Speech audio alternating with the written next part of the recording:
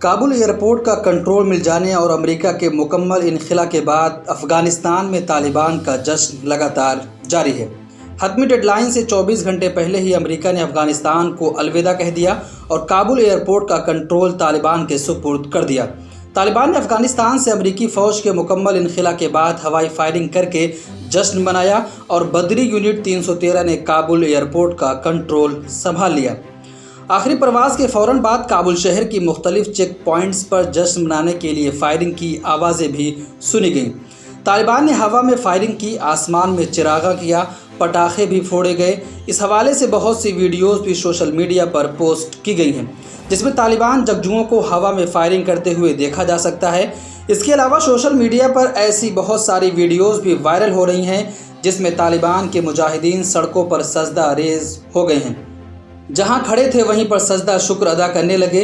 Social media پر Kabul airport کے رن وے کی یہ تصویر بھی بہت زیادہ وائرل ہو رہی ہے جس میں امریکی فوج کا آخری شخص جہاز میں سوار ہونے کے لیے جا رہا ہے۔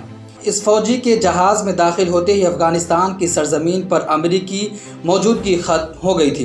دوسری تصویر C-17 جہاز کی ہے جو کابل ایئرپورٹ سے اڑان بھر رہی ہے اور یہ آخری جہاز ہے جس کے بعد امریکہ کا انخلا مکمل ہو گیا۔ امریکہ کے جانے کے بعد طالبان رہنما ایئرپورٹ پر گھوم رہے ہیں، تصاویر لے رہے ہیں، امریکہ کے چھوڑ گئے جنگی جہازوں اور گاڑیوں کے ساتھ انٹرٹینمنٹ بھی کر رہے ہیں۔ منگل کی صبح طالبان کی بدری فورس کے جنگجو اپنی گاڑیوں میں سوار ہو کر کابل کے حامد کرزئی انٹرنیشنل ایئرپورٹ کے اندر داخل ہوئے، جہاں انہوں نے مختلف مقامات کا جائزہ لیا۔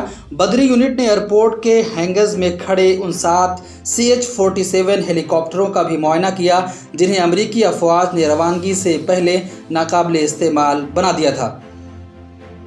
طالبان کے ترجمان ذبیح اللہ مجاہد سمیت دیگر رہنماؤں نے علامتی طور پر ایئرپورٹ کے رن وے پر چہل قدمی کی، میڈیا کے سوالوں کا جواب دیا۔ ایک ویڈیو پیغام میں کہا کہ خوشی کے اس موقع پر دنیا کو اس سے سبق سیکھنا چاہیے۔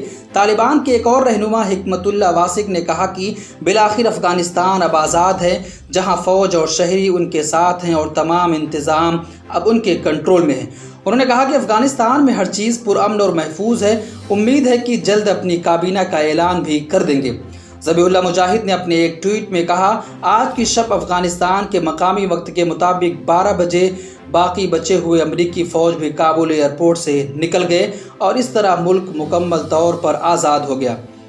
افغانستان کے سرکاری ٹی وی کو انٹرویو کے دوران طالبان کے ترجمان ذبیح اللہ مجاہد نے کابل ایئرپورٹ سے دوبارہ پروازیں شروع کرنے سے متعلق کہا کہ ان کی تکنیکی ٹیم ہوائی اڈے کی لاجسٹک اور تکنیکی معاملات کی چھان بین کرے گی۔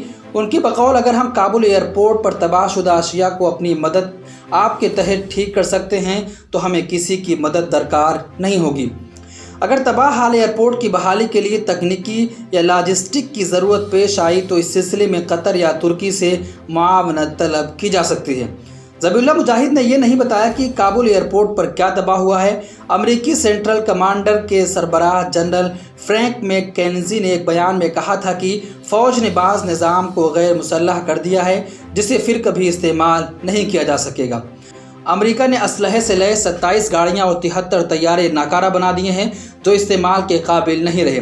البتہ امریکی حکام کا کہنا ہے کہ اہلکاروں نے کابل ایئرپورٹ کے ساز و سامان کو نقصان نہیں پہنچایا ہے، وہاں سے مستقبل میں بھی پروازیں دوبارہ اڑ سکیں گی۔ آج سے 20 سال قبل 7 اکتوبر 2001 میں امریکہ نے عالمی اتحادیوں کے ساتھ کابل، قندھار اور جلال آباد سمیت متعدد ٹھکانوں پر حملہ کر کے طالبان کی حکومت کا خاتمہ کر دیا تھا، لیکن 20 سالوں کے بعد امریکہ کو دوبارہ افغانستان سے واپس جانا پڑا ہے۔ بیورو رپورٹ، ملت ٹائمز۔ ملت ٹائمز کو آپ کی ضرورت ہے، ہماری آپ مالی مدد کریں۔